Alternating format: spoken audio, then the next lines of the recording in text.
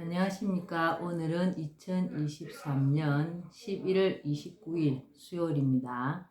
오늘도 난세의 영웅 허경영을 아십니까? 34페이지부터 읽어보겠습니다. 우리나라의 교육제도에 문제가 있다는 것은 누구나 인정하는 사실이다. 입시지옥, 창의성 말살, 사교육비 부담, 인성교육 실패 등이 늘 문제로 지적되고 있다. 모든 문제가 그렇지만 교육 문제를 해결하기 위해서도 접근법이 중요하다. 교육 문제는 아이들을 문제 해결의 중심에 두고 그들의 입장에서 문제를 바라보고 아이들을 사랑하는 마음으로 접근해야 한다. 학교 교육 문제의 핵심은 입시제도이다. 입시제도가 어떠한가에 따라 교육과 관련된 모든 것이 달라진다. 학생들 입장에서 대학 진학을 한두 번의 수능 시험으로 결정한다는 것은 문제가 있다. 시험 보는 날 컨디션이 좋지 않는 등으로 그동안 쌓은 자신의 실력을 제대로 발휘하지 못할 수도 있기 때문이다. 그리고 학교 공부는 물론 청소년 시절의 생활 전부가 입시에 매이게 되는 것은 바람직하지 않다. 따라서 수능 시험은 폐지하고 대신 중등 과정 동안 적성과 소질에 맞는 한 과목만 시험을 보고 그 누적 점수로 대학 진학이 가능하도록 입시 제도를 고치면 합리적이면서 입시를 위한 과열 경쟁이 사라지고 학생들이 자신의 적성과 소질에 맞는 대학에 들어갈 수 있다. 이때 나머지 과목은 수업만 받게 하면 청소년들이 입시 지옥에 시달리지 않음으로써 그들의 정서와 건강을 지킬 수 있다. 또 사교육비도 줄일 수 있다. 그 외에도 그간 해결되지 못한 교육의 고질적인 문제들이 해소될 것이라고 본다.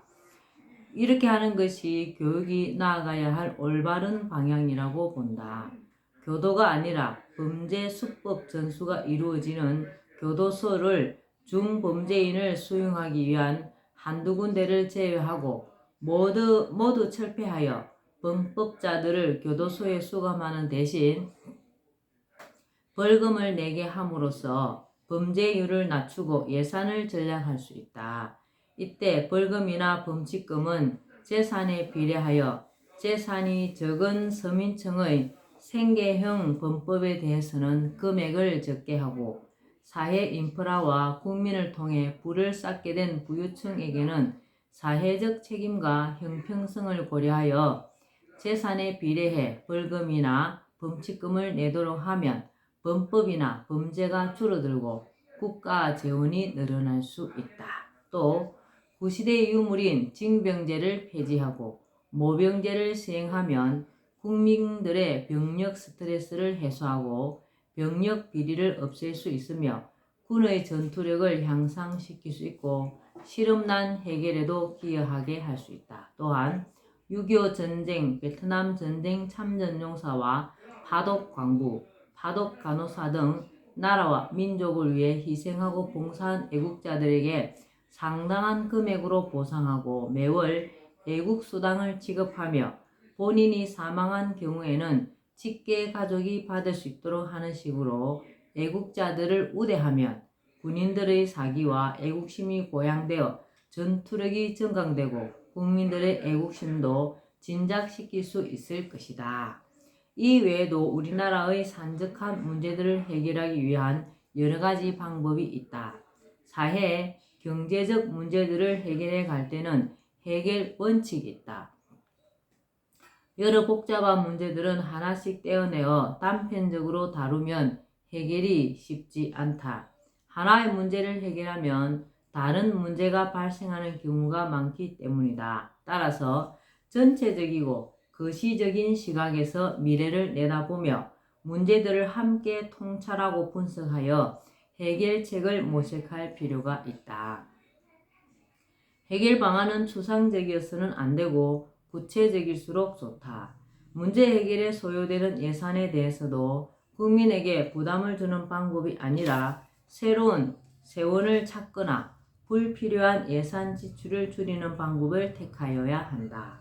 물론 앞서 언급한 나의 일단은 여러 방안들과 같이 경제를 일으켜 부를 늘리면서 세수를 정대해 나가는 방법이 있다면 그보다 좋은 방법은 없을 것이다.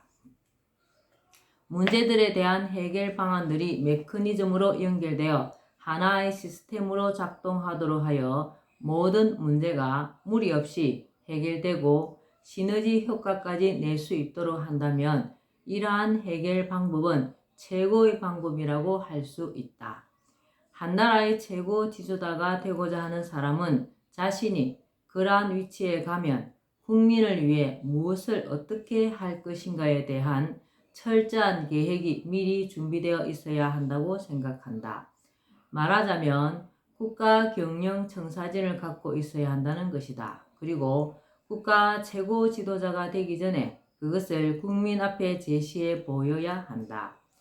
국가 최고 지도자의 자리는 그렇게 엄중하다. 한 나라의 운명과 국민 전체의 삶에 지대한 영향을 줄 수 있는 국가 최고 지도자가 그 자리에 오르기 직전이나 오르고 난 후에 그것을 마련한다는 것은 있을 수 없는 일이다. 그리고 국민은 국가 최고 지도자가 되려고 하는 사람에게 그것을 요구해야 한다. 국가를 어떻게 경영하고 무엇에 중점을 둘 것이며 경제 정책이나 민생을 어떻게 할 것인지 물어야 한다. 그것도 두루뭉술한 계획이 아니라 어느 정도 구체성을 띤 정책을 제시할 것을 요구해야 한다. 그런 것도 없이 국가 최고 지도자가 되면 국정에 시행착오나 실책이 많을 것은 불을 보듯 뻔하고 그러면 결국 피해는 고스란히 국민에게로 돌아오게 될 것이기 때문이다. 37페이지입니다. 누가 포퓰리즘이라는 딱지를 붙이는가?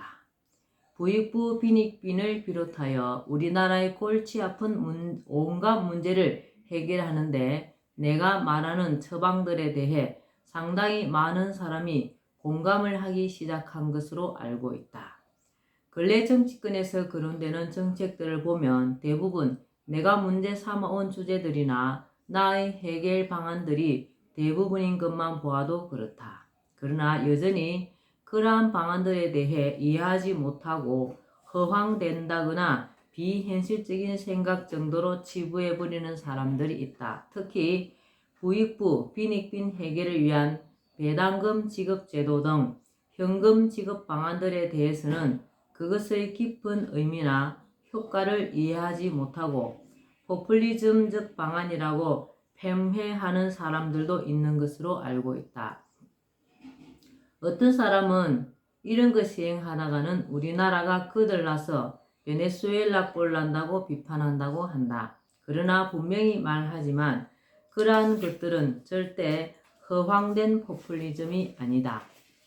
포퓰리즘은 재원 조달 등에 대한 뚜렷한 대책이나 정책을 추진했을 때 나타날 수 있는 결과에 대한 책임감도 없이 당장 자신의 정치적 목적을 이루기 위해 내놓는 사탕발림의 인기 영합 정책이다. 내가 제시한 방안들은 아무런 재원 마련 대책이 없는 것이 아니다. 재원 마련 대책이 다 준비되어 있다. 그리고 우리나라와 베네수엘라를 단순 비교하는 것은 옳지 않다. 우리나라는 베네수엘라와는 전혀 다른 산업 구조를 가지고 있다. 베네수엘라는 국가 경제가 지하 자원인 석유의 수출에만 의존하는 나라이다. 그런 나라는 석유가 수출되지 않거나 수출 가격이 폭락하면 엄청난 타격을 받을 수밖에 없다. 석유 수출로 벌어들여 국민에게 나누어 주던 국가의 돈이 그런 나라는 석유가 수출되지 않거나 수출 가격이 폭락하면 엄청난 타격을 받을 수밖에 없다. 석유 수출로 벌어들여 국민에게 나누어 주던 국가의 돈이 순식간에 사라지면 국민 전체가 한순간에 거지로 전락할 수도 있다. 그러나 우리나라는 최첨단 기술 산업부터 1차 산업인 농업에 이르기까지 산업이 다각화되어 있고 수출 품목도 다양하다. 국가 경제가 수출품 한두 가지에 의존하는 나라가 아니다.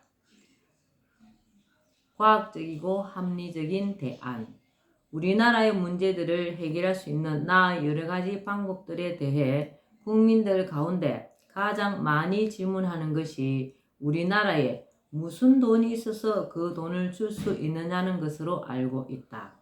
분명히 말하지만 세계 10위의 경제 규모를 자랑하는 우리나라는 그 정도의 예산은 충분히 확보할 수 있다. 예산을 알뜰히 아껴서 사용하고 예산 가운데 낭비되거나 누수되는 것만 없다면 국민에게 줄 돈을 충분히 확보할 수 있다. 국가에 돈이 없는 것이 아니라 도둑놈이 많은 것이다. 이 말은 괜히 하는 말이 아니다. 이재명 경기지사도 성남시장 시절 한 토론회에 나와 내가 허경영 선생을 가장 존경하는데 국가에 돈이 없는 것이 아니라 도둑놈이 많은 것이다. 이 말은 100% 맞는 말입니다. 라고 한 적이 있다. 또 최근 그는 전 국민에게 연간 100만 원을 지급하겠다는 기본소득 공약을 발표했다. 천문학적 규모의 예산이 지금처럼 방만하게 집행되고 낭비되는 부분만 없다면 국가 수입만으로도 나라 살림을 실컷 하고 어느 정도 국민에게 몫을 챙겨줄 수 있다는 것을 더불어민주당 대통령 후보 경선 참여자도 말하는 것이다. 예산 확보를 위해 가장 먼저 해야 할 것은 현행 예산에서 급하지 않은 선심성 예산이나 불필요한 예산이 없는지 살펴서 제외하고 또 예산의 누수나 낭비가 없는지 점검하여 철저히 막는 일이다. 내가 볼 때 현재 우리나라 예산은 불필요한 집행이 너무 많다. 약 70% 정도는 줄여도 충분히 국가 운영이 될 것으로 생각된다. 국회의원 수 축소, 국회의원과 지방의원의 무보수 명예직화, 보좌관 급여의 국고 지원 중단, 정당 보조금 제도 폐지, 지자체 선거 폐지, 지나친 지역개발 중단, 성인지 예산 폐지, 여성가족부 폐지 등만 해도 상당한 예산을 절약할 수 있다. 이 외에도 예산을 절약할 여지는 상당히 많다. 네, 오늘은 난세의 영웅 허경영을 아십니까? 여기까지만 읽겠습니다. 날씨가 많이 추워지고 있습니다. 건강관리 잘 하시고 오늘도 복 많이 짓는 하루 되시기 바랍니다. 감사합니다. 허경영.